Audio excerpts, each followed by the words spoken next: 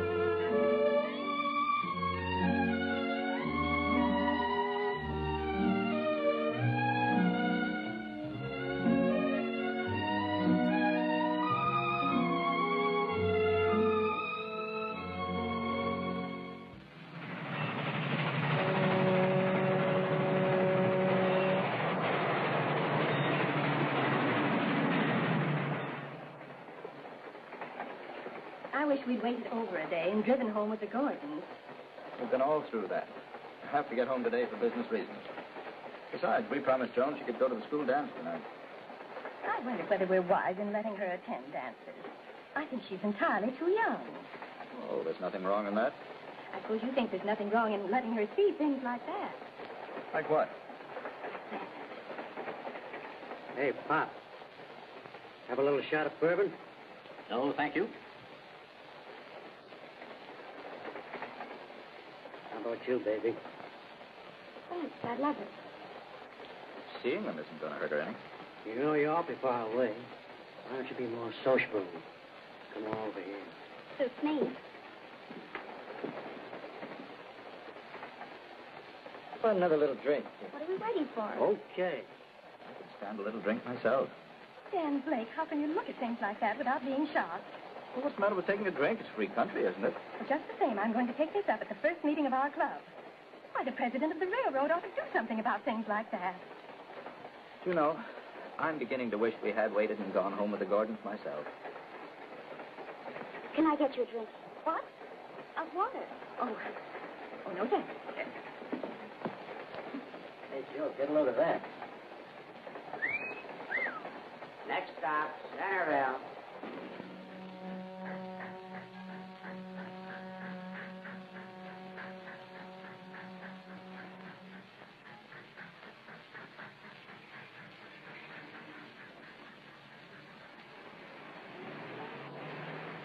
Funny, I told Dave to meet us with a car. You don't think something could have happened to him? No, he's probably got Virginia out burning up my gasoline. Oh, Dad, there's Mr. Blackford. Now, Mother, don't start an argument with him. Oh, he doesn't bother me. It's just that he has so many newfangled ideas. I wonder the board hasn't got something about it. But, Mother, he's one of the best teachers in school. Hello, Mr. Blackburn. Hello, Joan.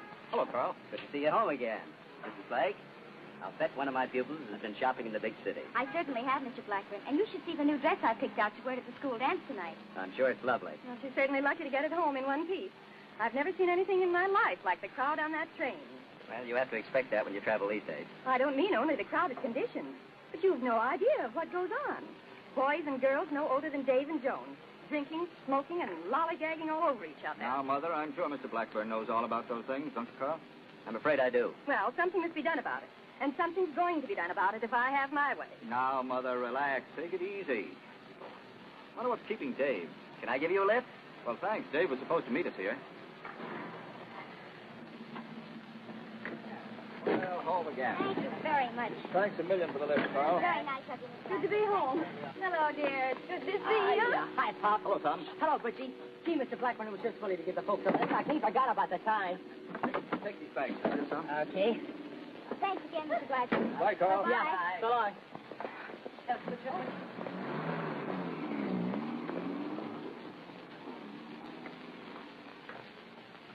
Welcome home, Miss Blake. Oh, thanks, Janella. It was a terrible trip. I'm sorry. How's my honey Hello, child? Janella. How are you? Honey, I'm fine. Better take the bags upstairs, son. Okay, Dad. Elizabeth, I want you to call a meeting as soon as possible. Yes, Tuesday would be splendid. It's about the scandalous conditions on our railroad. You've no idea what goes on. Well, what's Mom all head up about this time? Oh, some men gave a girl a drink on the train. They whistled at me, too. Well, I don't blame them. You do look pretty snazzy. Well, thank you. Taking Virginia to the dance tonight? Now, how many times have I told you not to ask personal questions? Oh, I'm so sorry. I didn't know it was a deep start. Now, look, I don't ask people you're going with, do I? Who, not who. It's the objective case. Isn't telling what they would have done if they'd been alone. And the worst of it is, they were setting a bad example for all the young people on the train. Why, my own little Joan saw them give the girl drink. That isn't scandalous. Yes, Elizabeth, don't forget Tuesday. And be sure to get all the girls, won't you? Thank you, Elizabeth. Goodbye. You know, I just have a premonition. Those children shouldn't go to that dance tonight. I wish you'd stop referring to them as children. They're grown up. When I was their age, I was out earning my own living. They'll always be children, so far as I'm concerned. That's the trouble with parents of today. They don't realize that children grow up. Give them responsibility. Make them feel they are grown up. I think I've done a pretty good job in bringing them up so far. Don't you think you'd better leave that to me? I've left the field for the last 20 years. I don't see any good reason to change now. Hi, Miss Allen. Hello, Janelle. Am I too early? No, Miss Jones said wait for her in the living room. I see. Thank you. Oh, Mr. Blake. Oh, hello, Alan. How are you? Fine, thanks. How are you? Fine. Hello, Mr. Blake. How are you, Alan? Want to sit down? Thank you. Pardon me. Yes. Joan will be down in just a minute. Wabash, 6328, please. You'll be sure and have her home by 12, won't you, Alan? Gosh, Mrs. Blake, the fun doesn't really get started until 12. Oh, why don't you give them till 12:30, Mother? Well, 12:15. Hello, Virginia. That's you? Are you ready? Fine. Pick you up in half an hour. So long.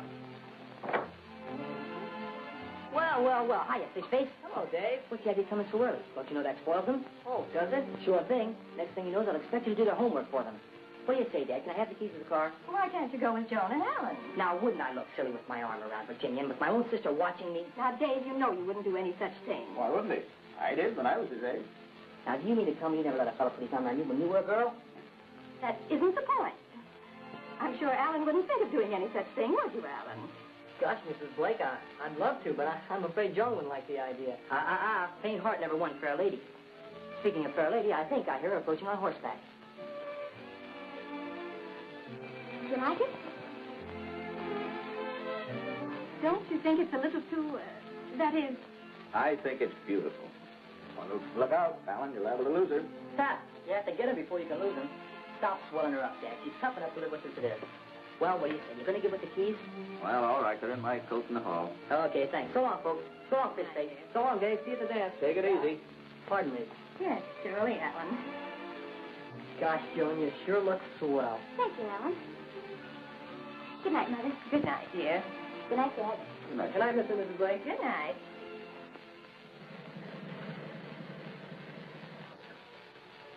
Hurry, Alan. Let's dance. I sure will. Joan. Oh, hello, Mr. Blackburn. You look pretty. You know, Miss Blackburn. Hello, Joan. Is that the new dress? Yes, you like it? Oh, it's very nice. Yeah, doesn't she look swell? Very pretty. Well, what are you waiting for? Yeah, come on, let's dance.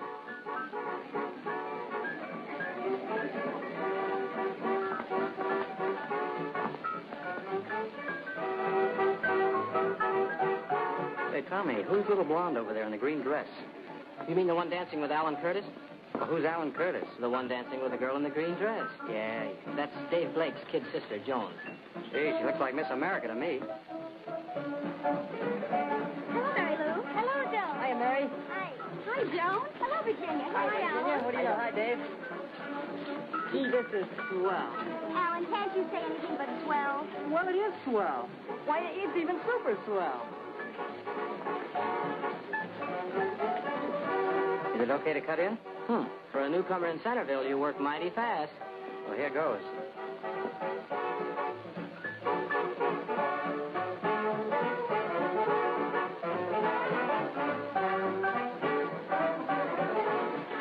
You're Joan Blake, aren't you? Yes, but I don't believe I've met you before. Well, that's my tough luck. Well, at least you can tell me who you are. I am Jack Griffith. I came here last Sunday, and I'm visiting with my cousin, Tommy Carr. He invited me to the dance, but I didn't think I was going to meet anyone like you here. Now, you tell me something about yourself. Well, there's nothing to tell. Well, how about that fellow you were dancing with? Is he a steady? Oh, nonsense. I don't have a steady. What's the matter with the fellows in this town? Are they all blind? Well, Mother says I'm too young to be going steady. Well, I have a sister about your age, and she's practically married. Well, hiya, Fish Face. What are you smiling about? Can you imagine that? The nerve of the guy, and I don't even know him. Oh, what are you talking about? That guy over there dancing with Joan. Oh, a stranger in our midst. Why don't you challenge him to a duel? Well, so long. You make me wish I was staying here longer. I think you'd like it here. I couldn't like it any better than I do right now.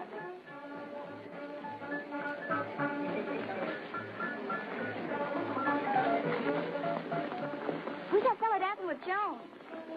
I don't know. I think I saw him before. Oh, Alan. This is Jack Griffith, Alan Curtis. Oh, glad to know you. Hello. I hope you didn't mind my finishing this dance with Joan. Finish it. You had the whole dance. Alan, you may have the next one.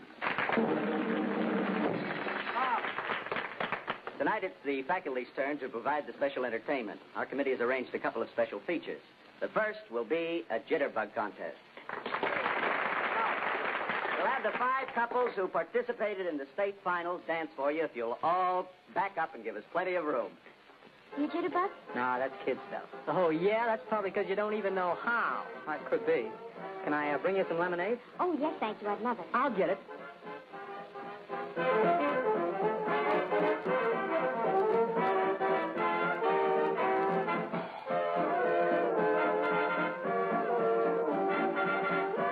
How about some fresh air? Oh, well, I promised the next dance to Alan. Oh, there'll be a lot of dances for Alan. The evening's young yet. Come on.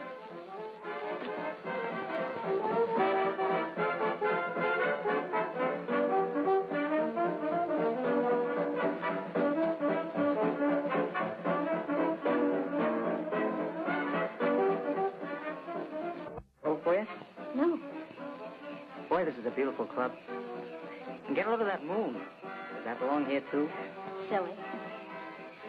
You know, you look beautiful when you smile. I think we'd better be going in. Alan will be wondering where we are. I'm beginning to think you're in love with that guy. Of course I'm not. Alan and I are very good friends. We grew up together.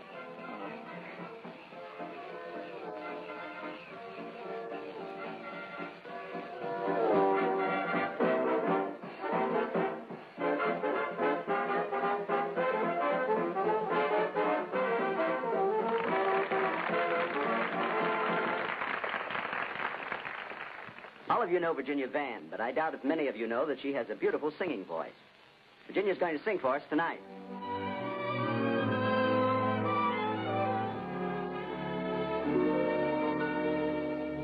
Where shall we dream tonight? Let's watch our hearts take flight and find a secret rendezvous south of the border. That's Virginia singing. Dave's girl. Dave? My brother. Oh, He has a lovely voice. not bad. We'll find a castle in Spain. Where shall we dream tonight? For love supreme tonight. You know romance was meant for two. Joan, don't you think it's a little crowded out here? Well, What do you say we take a little walk, huh? well, Magic spell, so tell me where shall we dream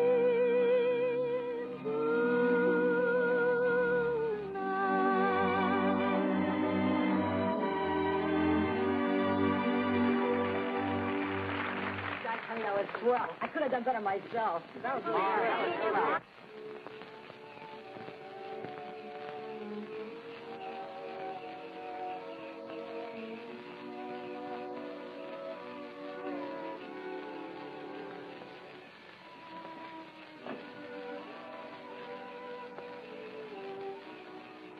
I'm sorry, honey. I just couldn't help it. you shouldn't have done it. I've never been kissed like that before. Yeah? Well, I feel honored.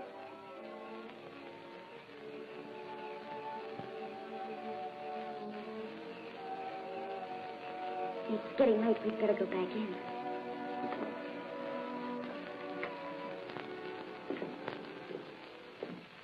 A friend of mine, Mr. Lippin, who lives down near Waynesville, has some very talented youngsters. They practice their acrobatic stunts morning, noon, and night.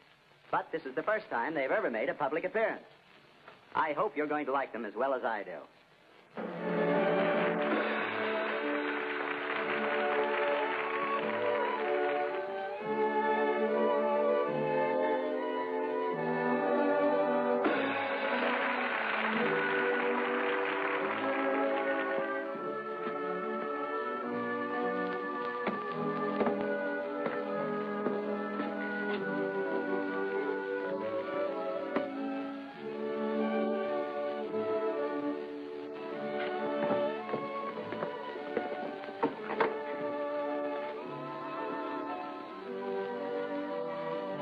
You're not watching the act.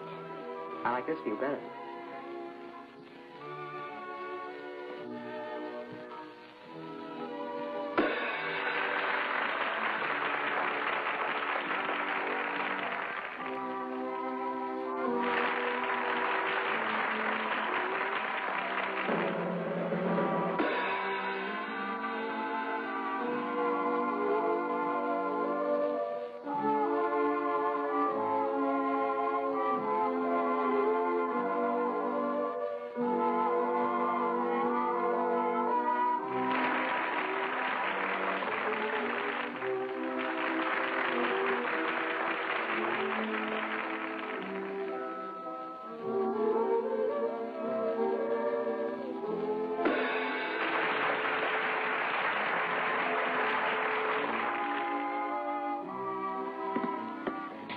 Where have you been? I've been looking all over for you.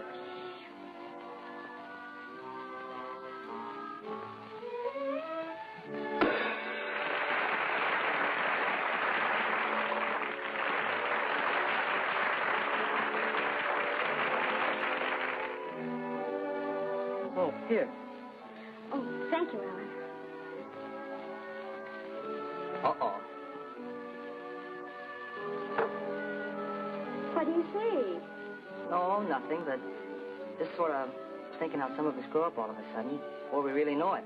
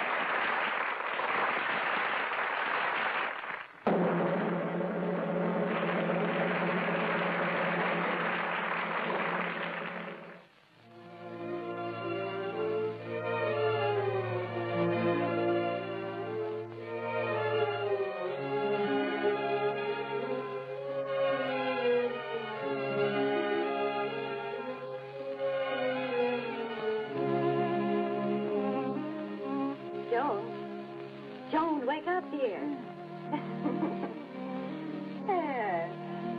You must have been having pleasant dreams. You and Alan must have had a big time last night. It was almost 1 o'clock when you got home, and I told Alan I wanted you in by 12:15. I know, Mother. I'm sorry. But I've met one of the nicest boys last night.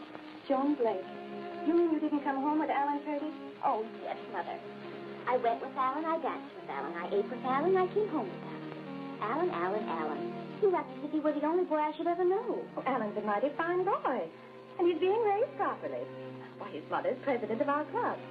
She and I agree on everything, and she's seeing to it that he isn't out petting and making love to every girl he meets.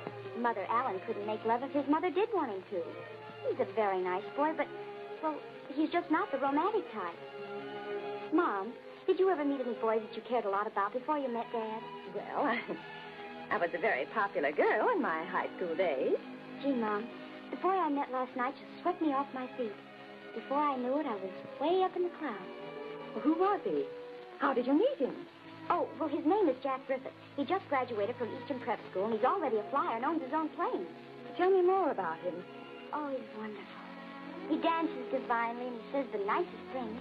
He told me my dress was beautiful, and he said I had better taste than his sister, and she's in college and in love. Why, Joan Blake, I have a good mind never to let you go to another dance. You ought to be ashamed of leaving Alan and dancing with a strange boy. Sit up now and get ready for breakfast. My whole day's ruined with your foolish nonsense. What's this younger generation coming to, anyway?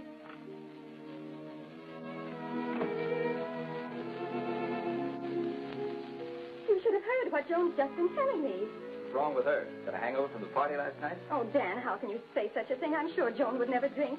But she's just been telling me about a new boy she met last night. And Dan, she raved about him. No. Well, that's something. I suppose you're going to start and worry about that now, too. I certainly am. I'm worried sick already. Well, then there's no need of me worrying. No use of both of us worrying over the same thing. Oh, it's no wonder children are going wrong with fathers like you. Look, Sarah, why don't you sit down and have a heart-to-heart talk with the girl, like a mother should? After all, she's not a baby any longer. Talk to her. Talk to her. That's all I've done for years. What more is there to talk about? You might talk about everything. How girls get into trouble. A lot of them have babies and all that sort of thing. Why, Dan Blake, how can you suggest such a thing? Joan is a sweet, innocent girl, and I'm not going to fill her clean mind with a lot of worldly knowledge. Now, look at that girl on that train yesterday. I'll never permit my children to carry on like that. Aren't you ever going to forget that train? I certainly am not.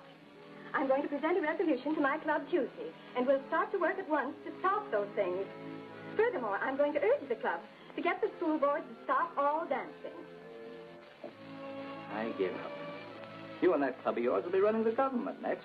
Now, let's just drop the subject. You run down and tell Janella to get me some breakfast. I'm hungry. How about a Coke, Joan? Oh, no thanks, Alan. I have to go straight home. Maybe some other time. Gosh sakes, you've been acting funny ever since the dance. Why, Alan Curtis, what makes you say that? Well, you have. Well, I have not. Okay, if that's the way you feel about it.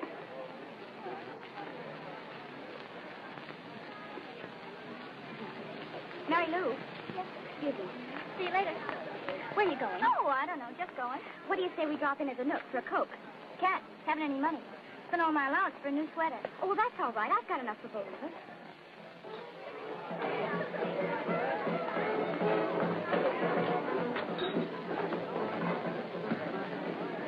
Hello.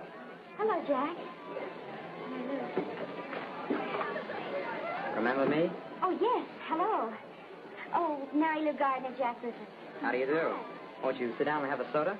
Oh, well, I don't think so. Mary Lou wanted something, and I just came along to keep her company. Why, Joe Blake, Well, sit down and have something anyway. All right. Worked for almost 2 hours. How about you down here? Gee, I'm glad you dropped by. I thought about you all day. I thought about you, too. I thought about my biology test. Well, how do you like that? How about a date tonight? Tommy said I could use the car. Oh, well, I'm afraid my mother wouldn't like it. Oh, she wouldn't have to know. Well, she'd want to know where I was going. So would my mother. Well, my sister used to have an answer for that one. She did? Well, what was it? Well, when she wanted to go out and didn't want my mother to know, she'd arranged to have a pal call her up.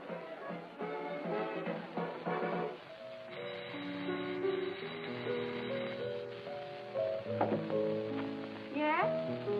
Yes, I'll call her. Mary Lou, Miss Jones. She wants to talk to you. Thanks, Janella.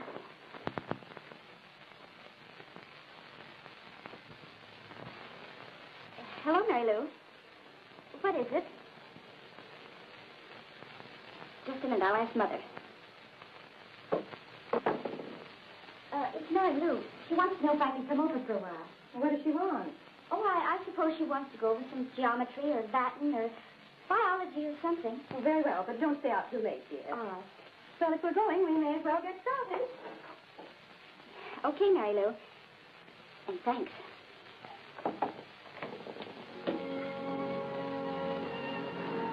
Hello, sugar. Hello, Jack. Didn't I tell you it always worked? Yes, but I mustn't stay out too late. No.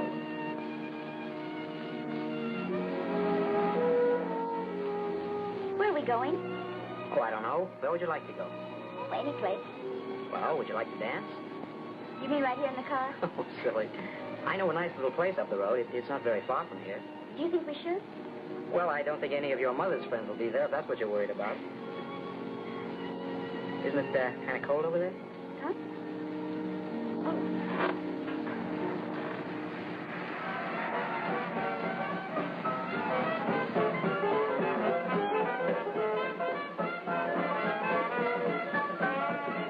Right this way, please.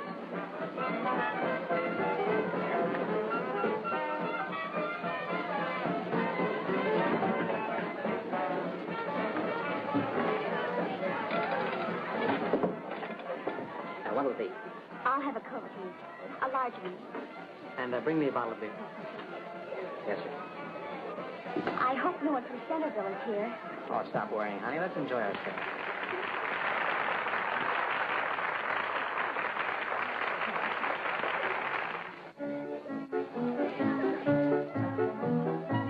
You call me up and make a date for 20 of 2. You make me wait and wait and wait, yes, that's what you do.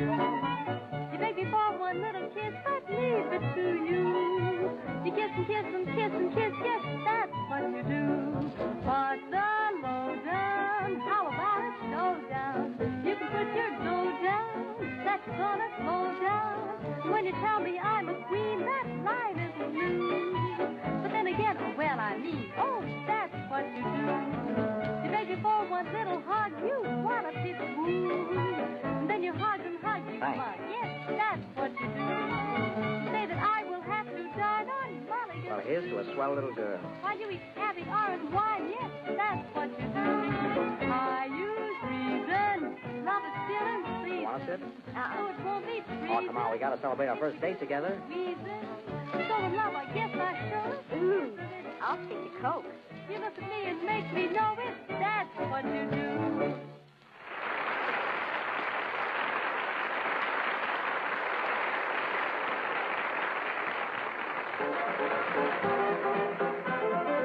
How about a dance? All right.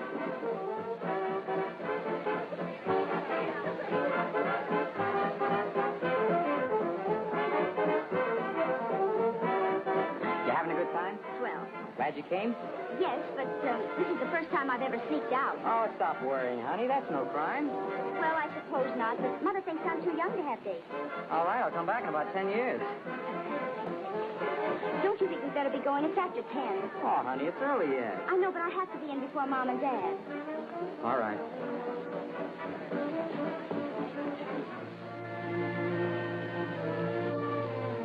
It's certainly a beautiful night. Yeah. Boy, what a night for flying. I bet it's wonderful up there in the clouds. What's so funny? Well, I was just thinking. A guy doesn't have to leave the ground to be up in the clouds. You got me there already. You're the strangest fellow I've ever met. And the nicest.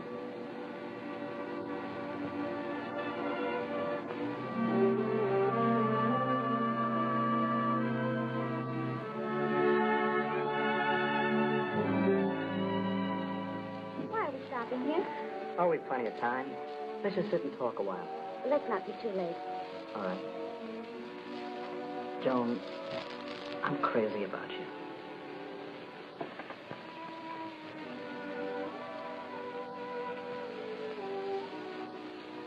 I like you too, Jack. No. You look mighty sharp in the moonlight. Please don't, Jack. Oh, Joan, if you love me and And you want me to care a lot for you, you've got to put your faith and trust in me. Why, when two people like us see each other for the first time, we know that we're in love. Well, it takes couples that, well, they go together for years, and they never realize how much they care for each other.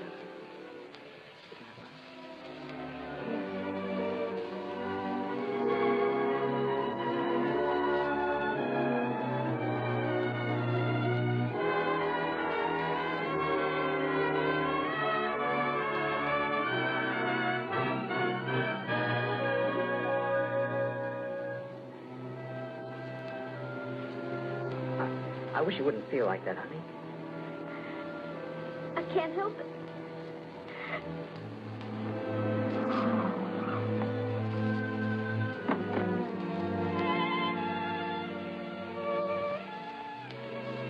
Good night, honey.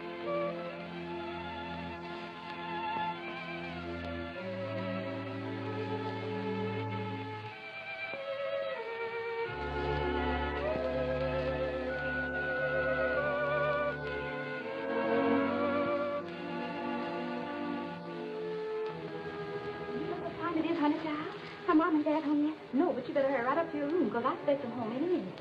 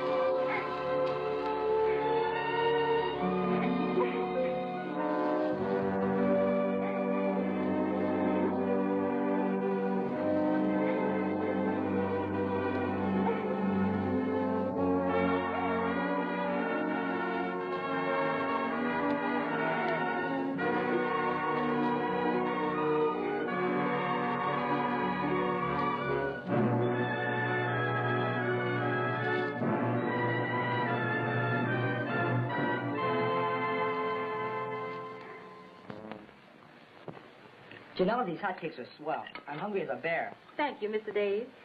Does staying up late give you an appetite, Dad? Yes, but not for hotcakes. For sleep. By the way, is Joan up yet? I guess so. I heard Janelle call her about a half an hour ago.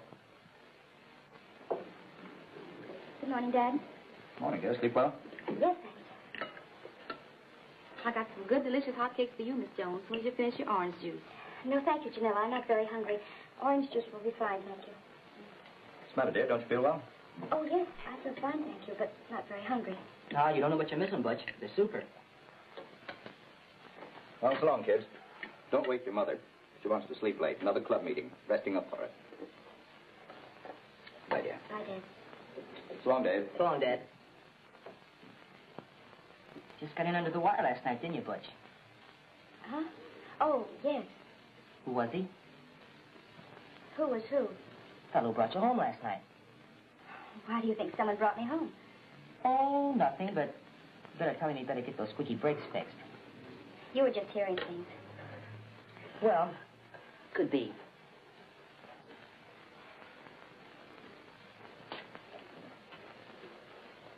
Now, honey, you just tried these hotcakes. They're good for what's the matter with you. No, thanks, Janella. I haven't got time. I've got to go.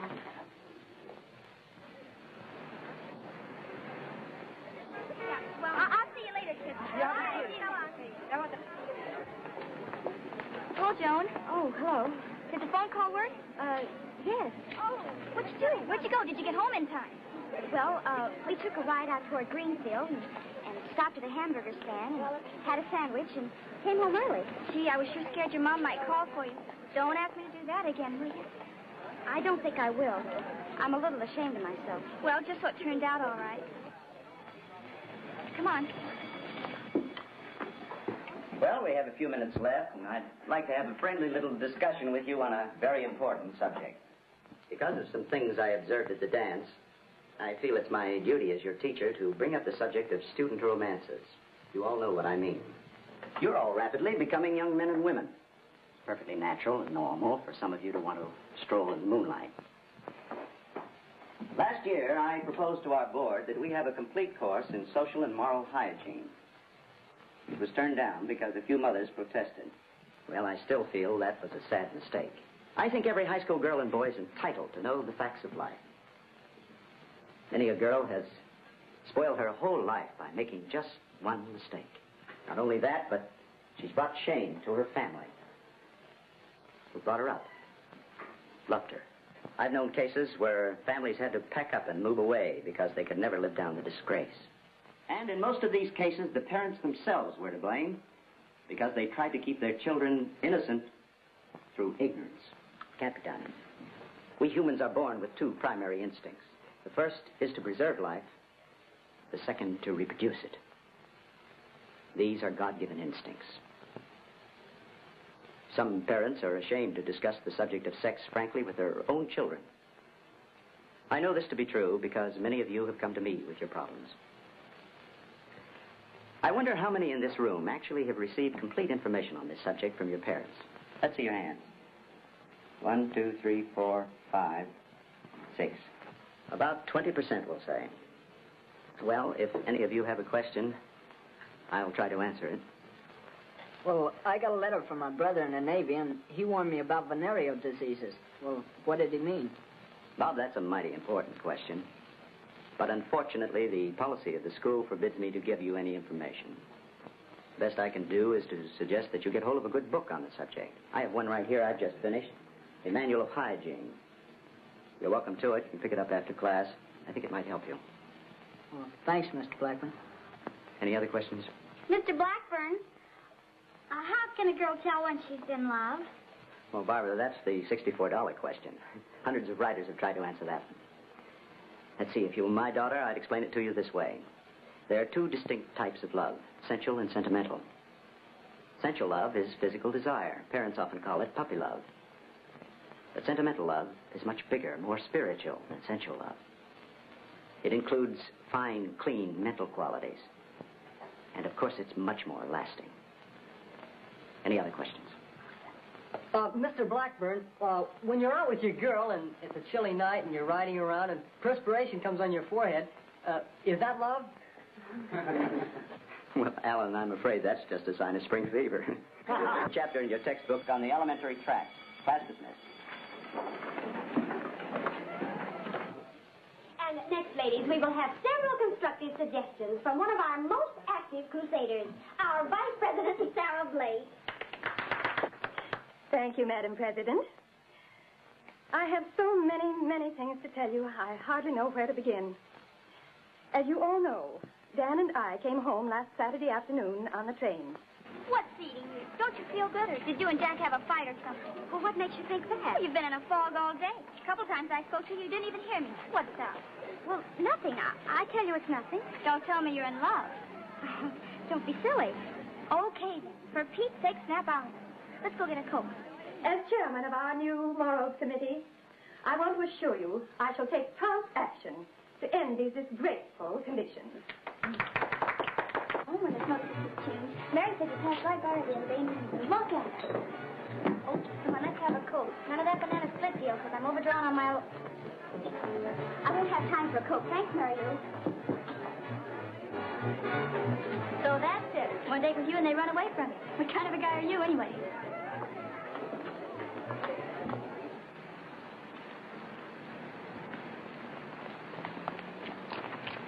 What's wrong, honey? Oh, nothing, Jack. Well, why the sudden runaway act? Well, I have to get home. Well, I'll walk with you. No, thanks, please. Oh, now, look, Joan. I know what's on your mind, and I'd like to talk to you about it.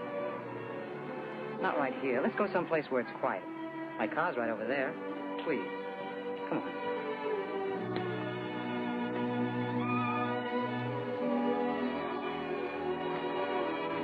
Now, look, honey, let's talk this thing out. Jack, I'm so ashamed of myself. I know, dear, and I'm terribly sorry, too. It was all my fault.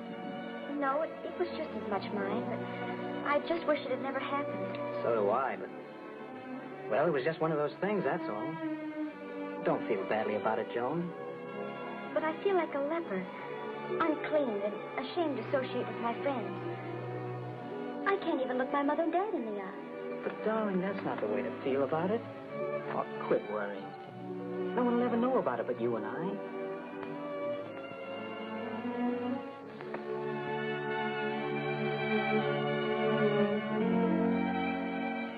Now, do you feel better? A little. Oh, gosh, this is swell, Joan. Believe me, I'll always take care of you. Let's not worry or even think about last night. Believe me, we'll never let it happen again.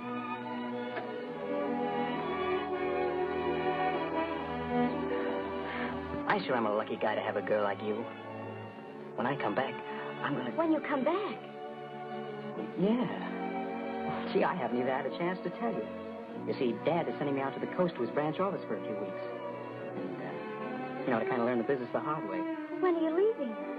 Well, I'm leaving right away. I'm leaving tonight for home, and I'm going to spend a few days in New York. And then I'm flying out to the coast. Oh.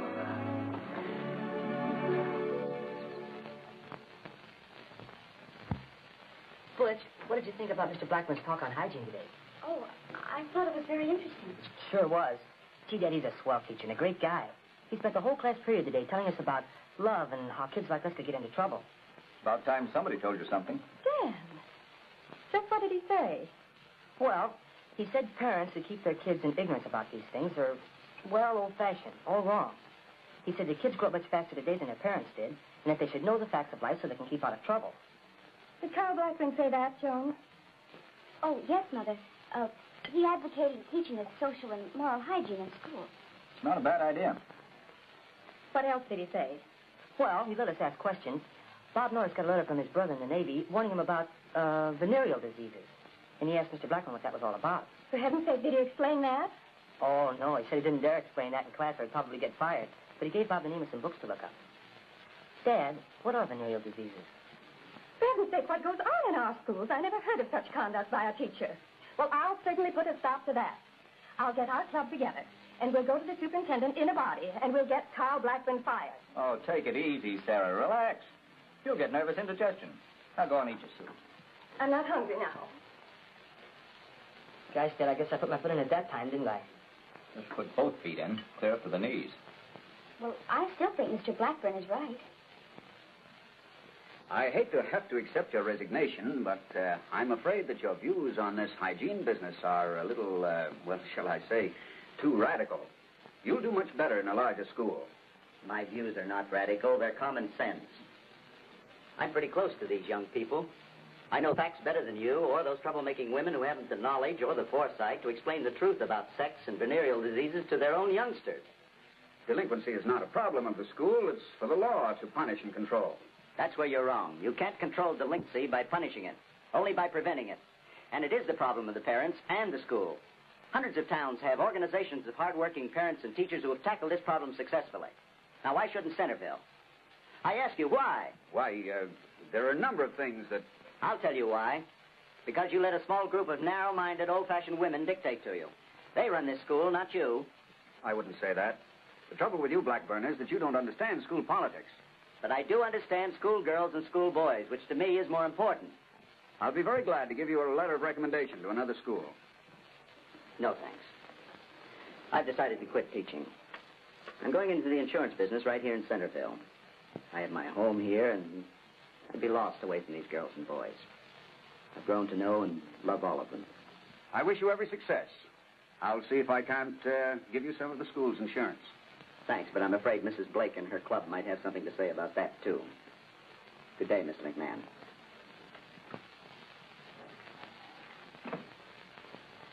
Janella! Janella! Yes, Miss Jones? Well? Yes, Miss Jones, another one today. Here it is, honey. Lord, it seems like to me that young man spends all his time writing letters. He must think an awful lot of you. And I think an awful lot of him, too. It seems he's been gone about a year instead of just a few weeks. Yes, but if your mama catches me hiding these letters, she's why skin me alive. Why don't you tell her, honey? She wouldn't like it. You know, Mother, she's got old-fashioned ideas. You say that again.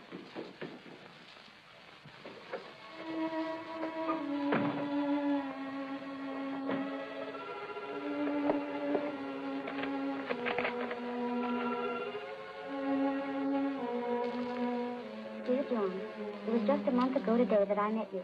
Yet the 4 weeks since I left seem more like 4 years. It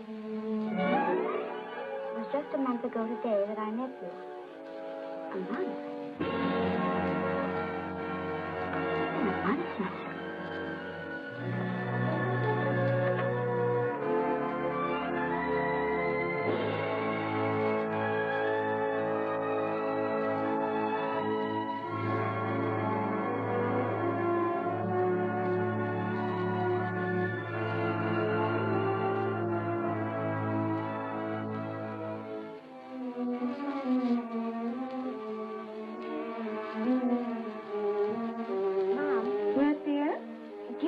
On hygiene that I could read. What? You know, a book about marriage and having babies and things like that. Why, Joan, dear, such a question. You're not married yet, and I don't want you thinking about such things until you are. Whatever put that idea into your head? Well, I heard some of the girls talking about having babies, and, well, I wondered because I don't know much about it, and... Well, there'll be plenty of time for you to know all about it after you are married. And meantime, I want you to walk away from any girls you hear talking about such things. But, Mother... Now, run along, dear, and don't bother me. I'm late already.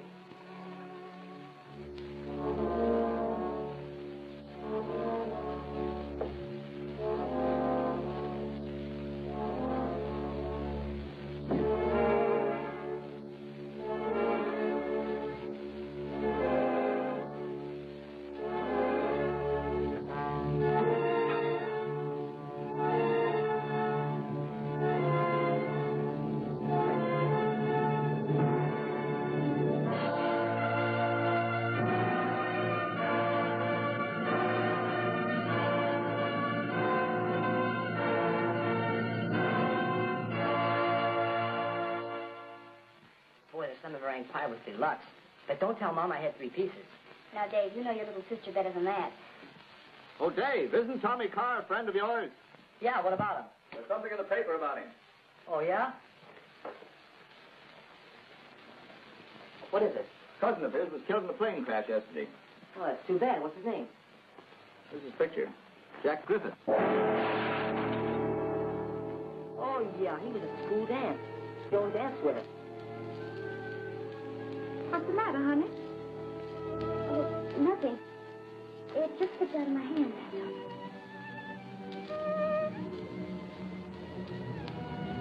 Nice fella. Too bad he got killed. Yes.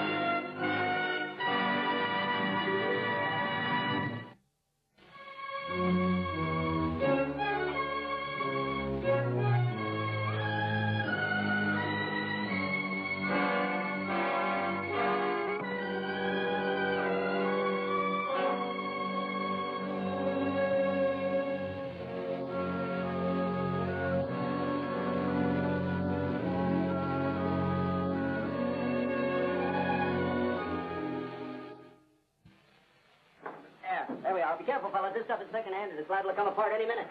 That's good. Go over that way. Fine. Guys, Mr. Blackburn, school isn't going to be the same without you. Can we talk you into coming back this fall? I'm afraid not. Man has to have the courage of his own convictions. Otherwise, he just doesn't get anywhere. Gee, we're sure going to miss you, Mr. Blackburn. Well, I'll be here, and it's right on your way to school. I hope you boys will drop in and see me. You know, you don't have to buy insurance. We'll take you up on that. Well, is there anything else to do? No, that's all. Thanks very much, boys. Sure appreciate it. Well, if you have any little odd jobs to do, just call on us. I certainly will. Thanks again. Okay, so long. Oh, John, dear.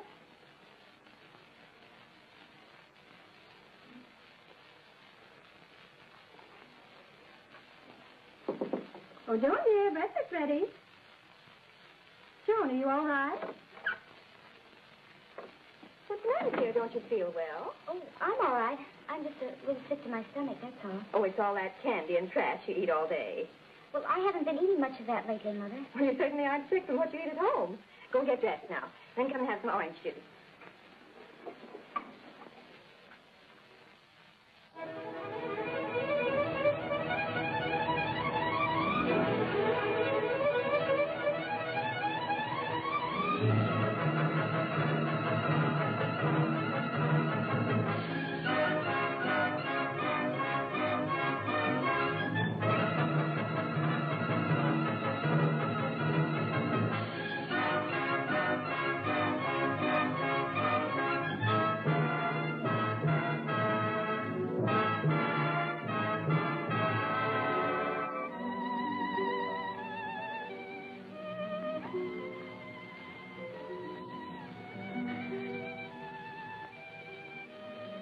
Go to pieces. I mustn't. There's no way out of this.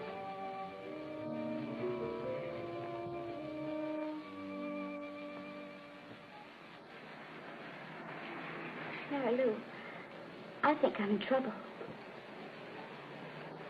Joe, no. Yes. It's been 3 months. What are you going to do? I don't know. Oh, I'm scared. Do your folks know? No. I tried to tell Mother, but I just couldn't. Oh, Mary Lou, it's terrible. I can't eat. I can't sleep. I can't stand it much longer. Sometimes I think I'm going to lose my mind. Was it Jack? Oh, what'll I do? I don't know. Gee. I don't know. Do you want me to ask my mom? Oh, no. No. We ought to go to a doctor or something. But I couldn't go to Dr. Fulton.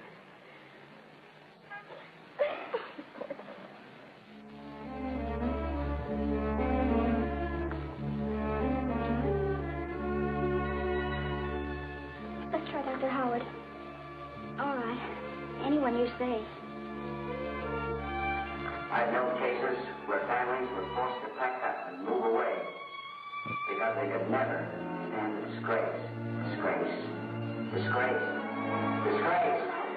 I can't go in. I can't. I just got to. No, I can't.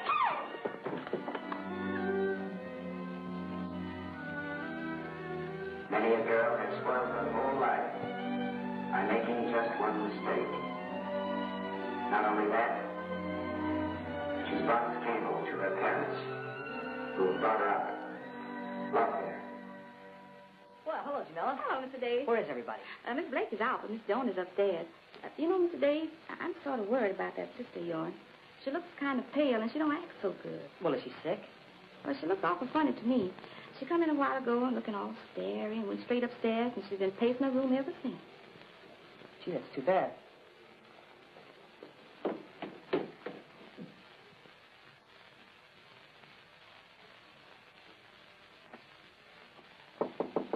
Butch. Oh, Butch. Butch.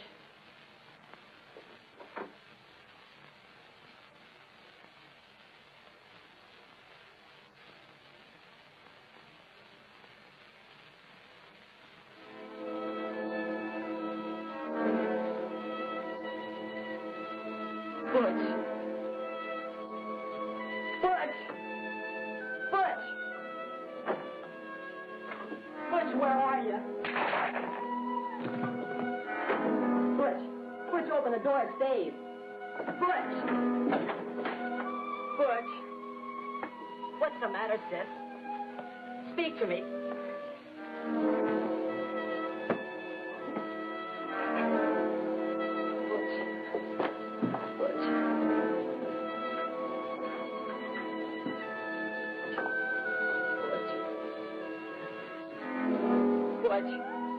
Butch, please speak to me. What's the matter? What's wrong, sis?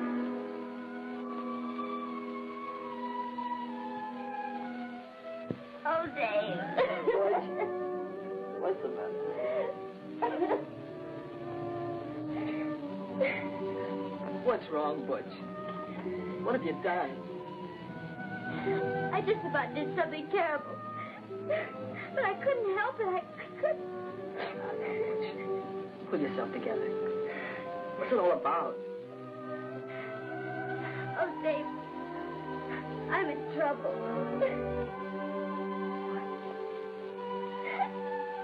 Who is he?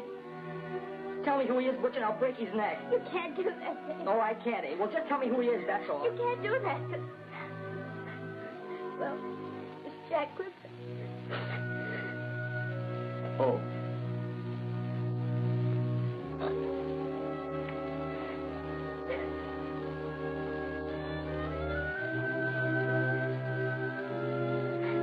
What are we going to do? I don't know, Butch. I don't know.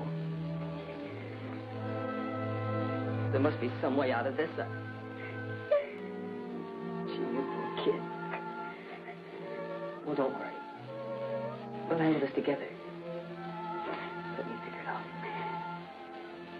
Now, just take it easy.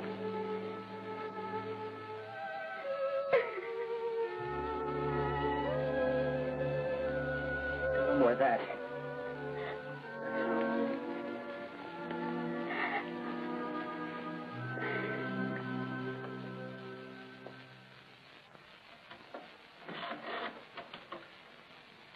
Well, hello, Dave. Hello?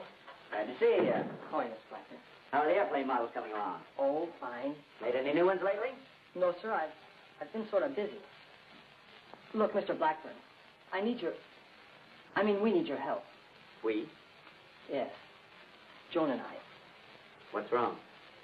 Well, Joan's in trouble. You mean she's... Yes. I need your advice, Mr. Blackburn.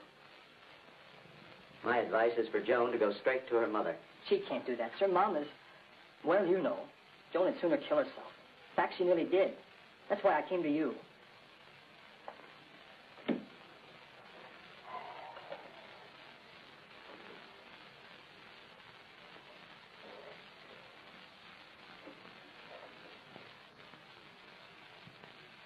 What can we do, Mr. Blackburn? Let me think about it for a while, Dave. You run along. Take care of your sister. Thank you, Mr. Blackburn.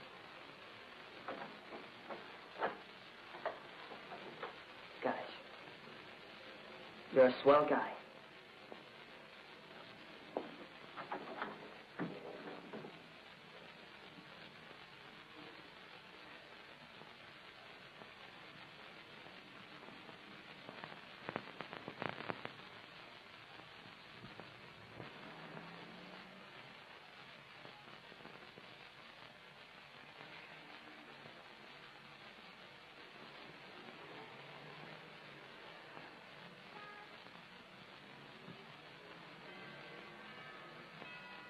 Mr. Blake at home? Yes, they both here. Come right in. Mr. Blackman is here, ma'am. Good morning, Mrs. Blake. Morning. I'd like to speak with Mr. Blake a few moments, if I may. I'm sorry, but he got home late from a hard trip. He's still asleep. I'm not going to disturb him for anyone, unless it's very important. I think you'd call this important. Sorry, but he has all the insurance he can afford. It has nothing to do with insurance. Then what did you want to see him about that's so important? I just wanted to tell him that your daughter's going to have a baby. Carl Blackburn, how dare you say such a thing? Because it's the truth. So you better call Mr. Blake and let him know about it right now. Well, Carl, it's good to see you again. What are you doing? Baiting the lioness in her den? No, not exactly. Dan, I've just had the shock of my life. Joan is in trouble. Trouble? What sort of trouble? Sexual trouble.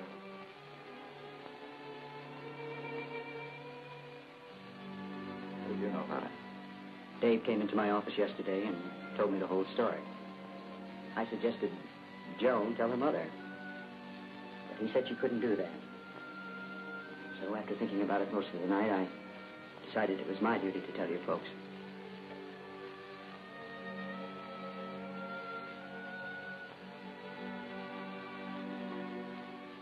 Who was the boy? I'll have him arrested. Dave didn't tell me his name, and I didn't ask. After all, why blame the boy? But you wouldn't blame such a scandalous thing on an innocent young girl like Joan. No, I wouldn't blame her any more than I would the boy. Well, then who would you blame? I'd blame you, Mrs. Blake. You and every parent who neglects the sacred duty of telling their children the real truth. Why were your children afraid to come to you in their trouble? Why did they have to come to me for advice? Remember this, Mrs. Blake. When your children have to go to someone else for advice, you've fallen down in your job. What can we do, Carl? Yes, what can we do? The whole town will know about this. I'll never be able to face the women of my club again. We'll be ruined.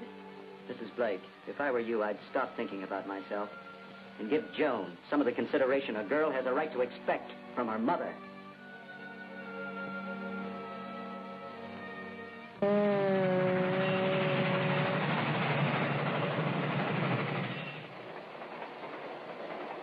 Mother, when will we get there? Oh, about noon tomorrow. Your uncle's going to meet us at the station. They live only about 40 miles out of Boston.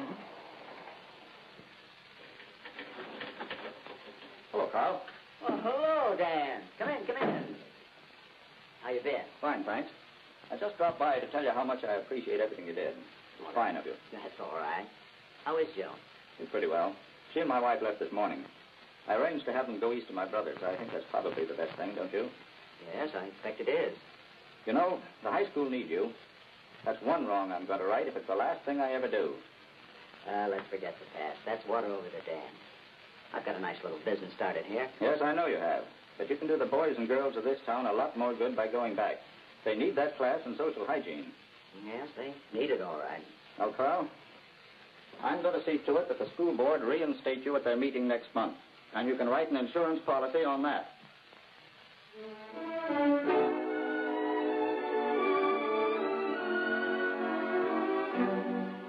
I realize you haven't much time. Therefore, it'll be necessary for you to select the textbooks you want to use immediately so that we can get them here by opening day. I'll have that list on your desk tomorrow morning. What would you think of my arranging for some outstanding medical men and government health authorities to visit us and lecture on the more important hygiene subjects? Well, I think it's a splendid idea. Are you sure you can get them? Oh, I can try. I was talking with Mrs. Hayworth yesterday. You know, she's the sister of the famous Chicago specialist, Dr. Ashley. She tells me he has some wonderful films explaining childbirth. But best of all, she says he's due here for arrest in October. Do you suppose we could get him to talk to a small group like ours? Well, I'll ask her to write to him about it. You never know till you try. I wish you all the luck in the world, Carl. Thank you, John. Thank you. Girls, today we have Dr. John D. Ashley with us. As you know, Dr. Ashley is one of the nation's foremost obstetricians. He's been kind enough to come here to discuss with you the very intimate subject of childbirth. And I know all of you girls will appreciate learning the facts on this vital subject from such an authority. I doubt if any of your mothers had such an opportunity. Dr. Ashley agrees with the old Chinese philosopher that one picture equals 10,000 words. He's going to show us some films made in his hospital and dealing with the various types of childbirth. Girls, it's a very great privilege for me to introduce to you Dr. John D. Ashley. Thank you. I would like to say just one thing before we start the pictures. You're certainly fortunate in having a teacher like Mr. Blackburn. Now, just make yourselves comfortable, and we'll get the pictures on the screen. Girls, I want you to pay close attention to the opening illustrations because they show exactly how conception takes place in the female body. Now, this is important to each and every one of you. Mr. Blackburn, may we have the lights out? Certainly. All right, Bob, we're ready. Turn on the machine.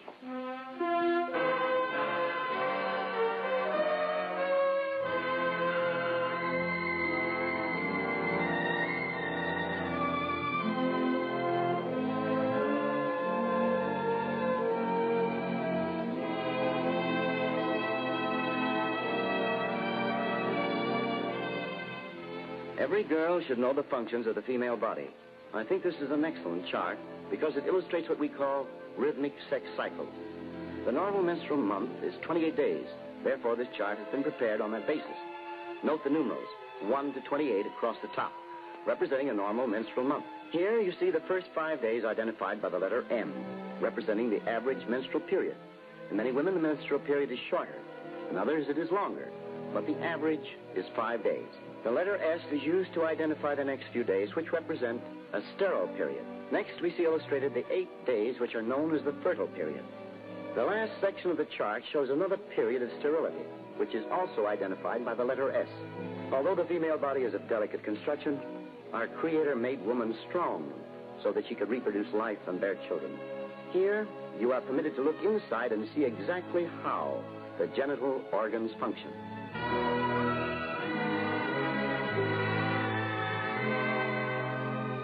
The ovaries release one ovum each month. This ovum, or female seed, passes in the fallopian tube and is carried into the womb.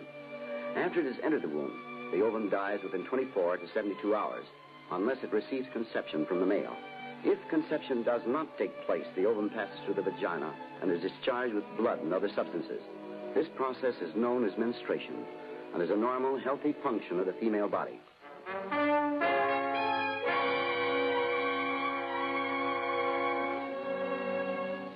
If conception does take place, the male cell, which is called the spermatozoa, unites with the ovum in the womb, and this is the beginning of a new life.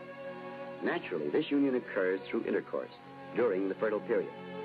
Through nature's remarkable processes, these cells begin to divide, first into 2, then into 4, then into 8, 12, and so on, until there are layers upon layers of these tiny cells.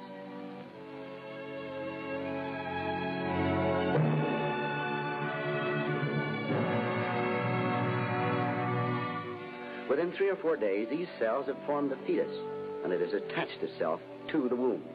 The fetus is nourished by the mother's bloodstream. It grows within the womb, stage by stage, as you see illustrated. I hope all of you appreciate the great importance of proper prenatal care by a good physician. Now, as you watch these remarkable pictures showing the development of the child within the mother's womb, you must realize that proper diet, exercise, rest, and medical care are very essential during this vital period. After growing within the mother's womb for approximately 9 months and being nourished by her bloodstream, the child becomes fully developed and is ready to be born.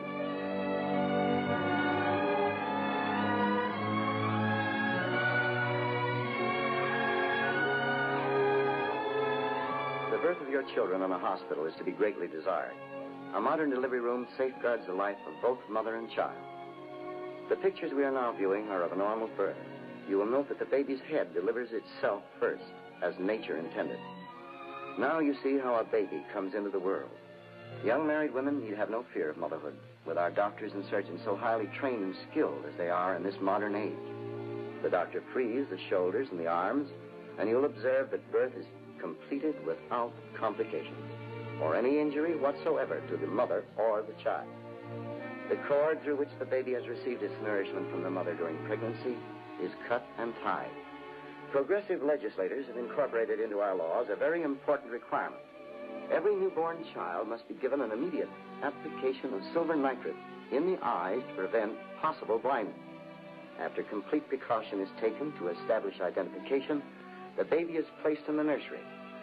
This is another advantage of your children being born in a hospital. Proper and diligent care, perfect temperatures, and sanitary conditions safeguard the life of your child. Competent medical supervision and expert regulation of diet at this early stage are vitally important. As the months roll by, you have in your home to love and enjoy a healthy, happy baby.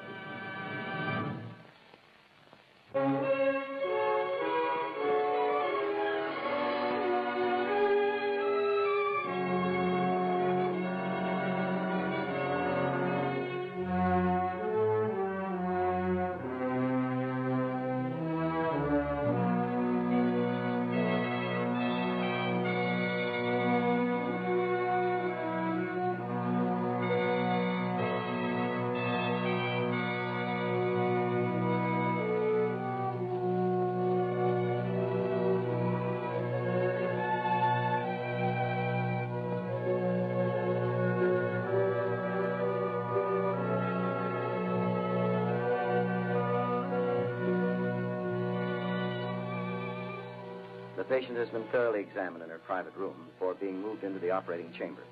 The surgeon and his assistants, as well as anyone else permitted to view the operation, have taken every precaution to assure a thorough sterilization of all equipment, instruments, and persons.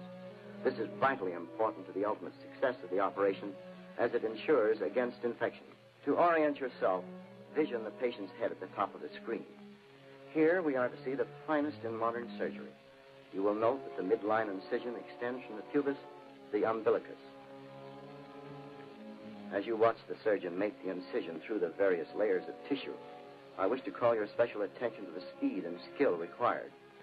Speed is important to this type of operation, so that the infant will not receive any more of the anesthetic than is absolutely necessary. As the surgeon opens the abdominal cavity, layer by layer, note there is practically no loss of blood. Modern surgery prevents hemorrhage by the use of greatly improved new methods.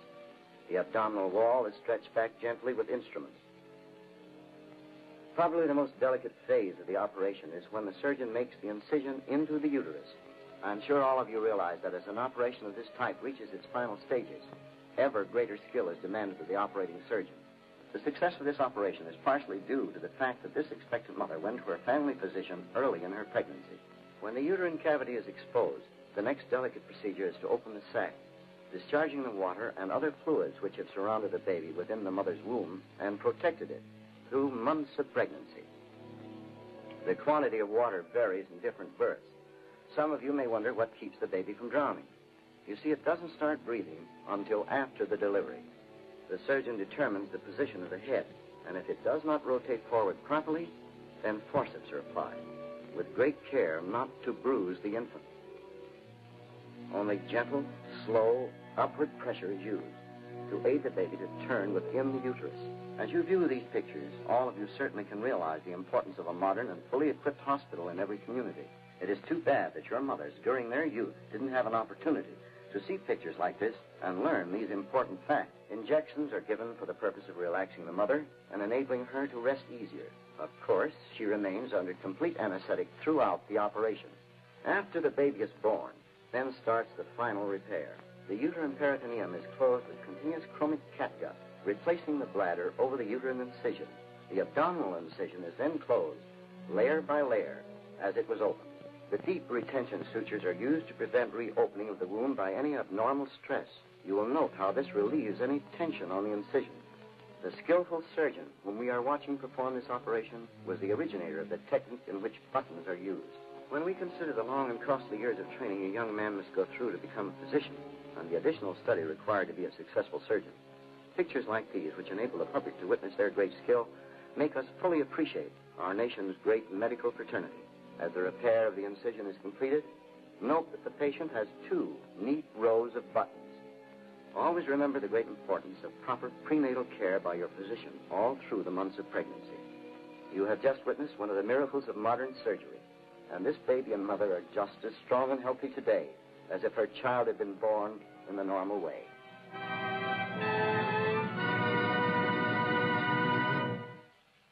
Thank you for this opportunity of visiting you.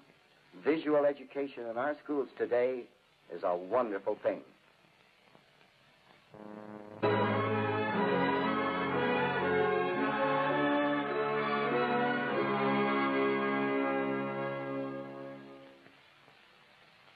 Mr. Blake, Mr. Blackburn is here.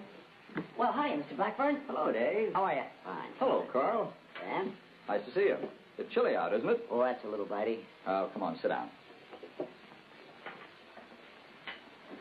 Well, I was just going by, and I thought I'd drop in and inquire about Joan. Well, we had a letter from Sarah yesterday. I guess everything's going as well as can be expected. That's good. You know, Mr. Blackburn, I sure wish you taught our class in radio mechanics. That Mr. Pearson's a nice guy, all right, but just can't explain things like you can.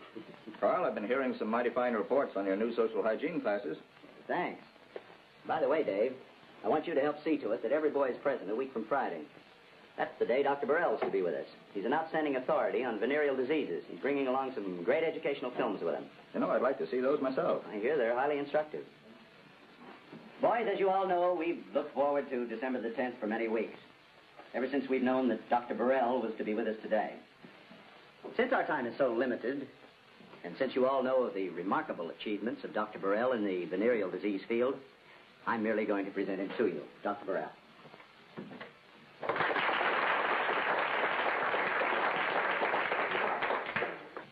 I appreciate very much your warm welcome. It certainly shows your teacher, Mr. Blackburn, already has made you aware of the importance of learning more about the subject of venereal diseases. These diseases are so widespread that they constitute one of our country's greatest problems. The schools responsible for the education of our youth, the health departments responsible for the general health of our people, and every individual, firm, and industry must cooperate fully in this tremendous educational program if these diseases are to be put under control and eventually wiped out. I have brought some remarkable pictures with me, and after you see them, I'm sure you will realize, as you never have before, how these social diseases, gonorrhea and syphilis, can wreck the human body unless properly treated by a physician. Now, Mr. Blackburn, if you'll start the machine, we'll get the picture going. You lower that shape, please.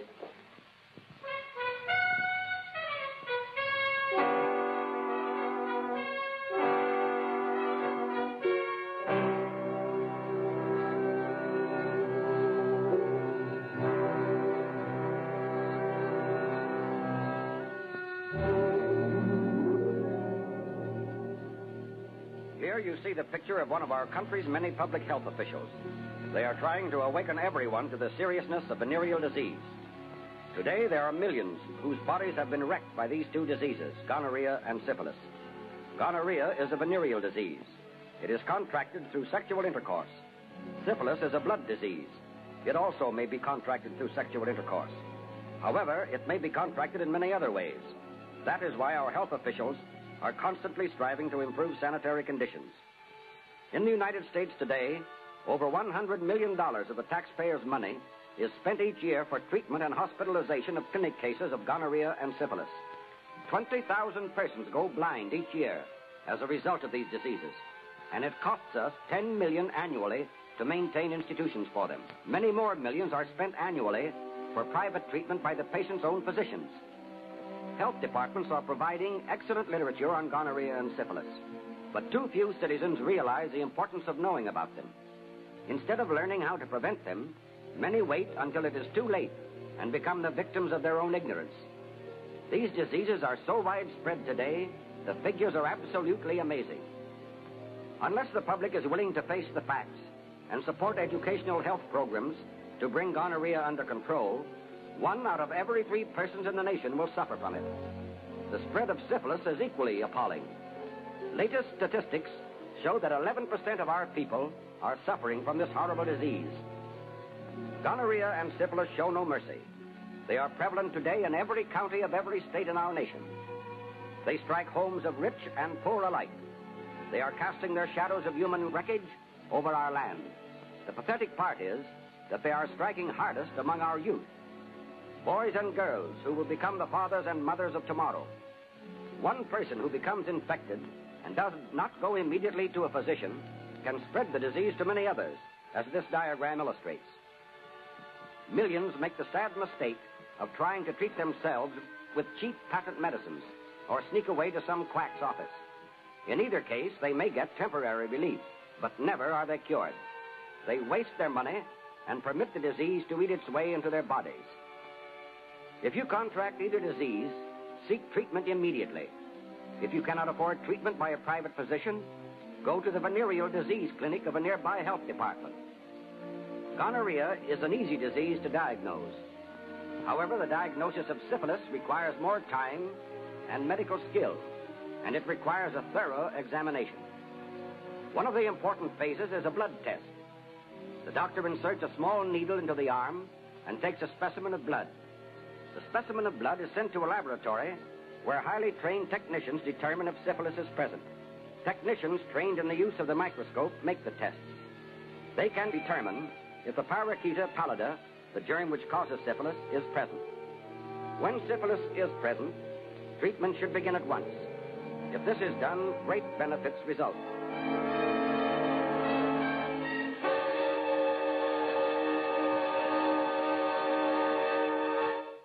When a person does not go to a physician or health clinic immediately upon noting any symptom of the disease, it is a serious mistake. Within a few weeks, syphilis gains a tremendous foothold in the body and often manifests itself in chancre sores on the lips, rashes on the skin, body sores, swollen knees, or running sores on hands and feet, as these remarkable pictures illustrate. Why should anyone with ordinary common sense permit this dreadful disease to reach this stage before starting treatment? The only answer is the person certainly must be totally ignorant of the true facts.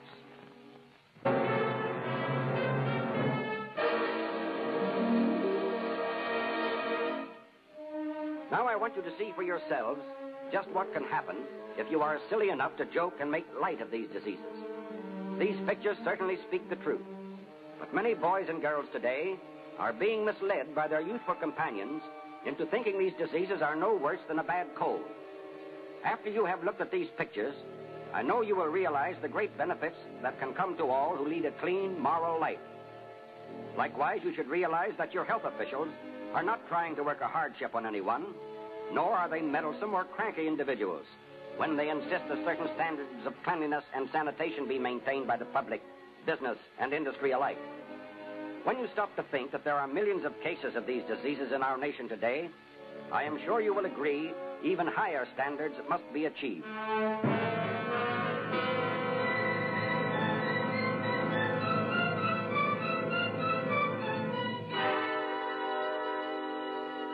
If a woman who becomes pregnant is suffering from syphilis, she can safeguard her unborn child against the disease by going to a physician for examination early in her pregnancy. About 100,000 babies were born in this country last year, crippled, blind, or their little bodies partially eaten away because their parents were suffering from syphilis. And here we show you several of these unfortunate infants. There are among us narrow-minded and radical people who still cling to the outmoded idea that the facts of life should be kept a secret and that youth should grow up in total ignorance. We are looking at the results of such silliness.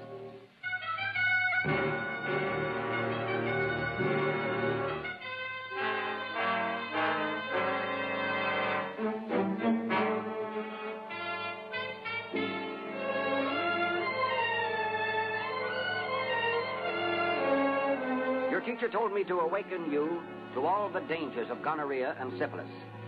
This group of remarkable pictures should do just that.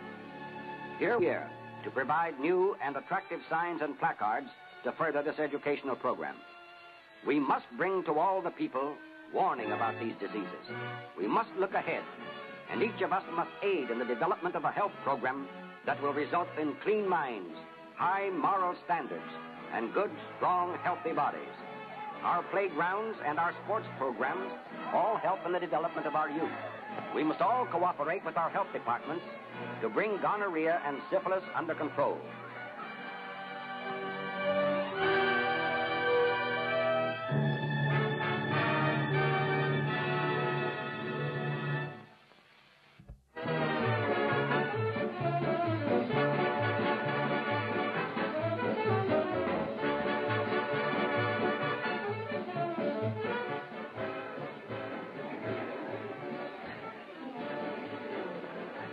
Oh, hiya, Coach. Hello, Coach. We were just talking about the big game up in Union City and how we're going to lay it on those guys. Yeah, I wouldn't be too sure about that game. You know, it's our first game after the holidays, and it's always a toughie. If all my players are going to be filling themselves with sweets and candy like you guys are, well, it's going to be plenty tough. Oh, well, Coach, most of the guys are in good shape. Yeah, that is all except Bill Robinson. And that guy's going out on dates all the time. Oh. Thanks for the tip, Dave. See you later. There you are, girls. You dressed well. Have a nice Christmas? Oh, I should say. Oh, Mary Lou, what a beautiful bracelet. Yes, isn't it? Christmas present? Mm-hmm. Joan sent it to me. Wasn't it sweet of her to remember me? Well, yes, but I'm surprised your mother let you keep it. Listen, you. Joan's the best girlfriend I ever had. And I don't care what you say. I'm sticking by her. That's the spirit, kid. Well, I'm sorry, Mary Lou. Say, how's about getting your old man's car and driving some of us guys up to Union City next Friday night? Oh, I'm sorry. Albert Dead and I are leaving for the East Thursday. Oh, I see.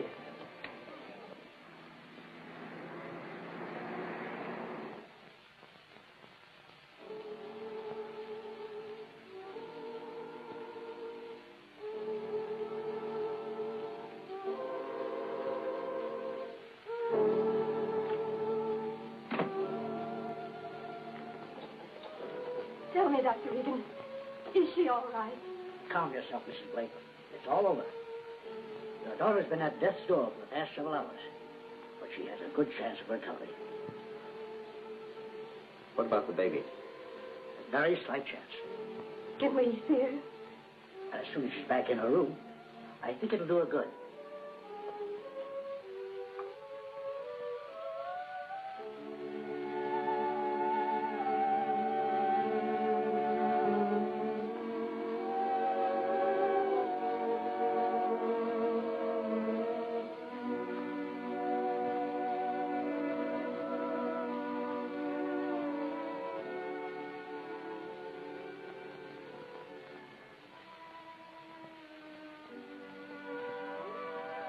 Hello, Mom.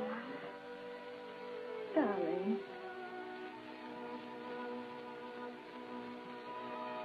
Hello, Dad. Hello, Chicken. Hiya, Butch. Hi.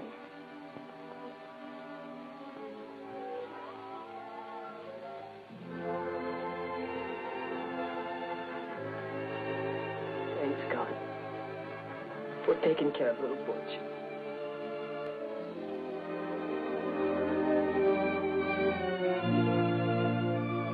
And now, friends, you've seen the entire production. If you agree that these pictures have been bold and shocking enough, that you've learned a very worthwhile lesson from them, I wish you'd show the management your appreciation at this time by your applause.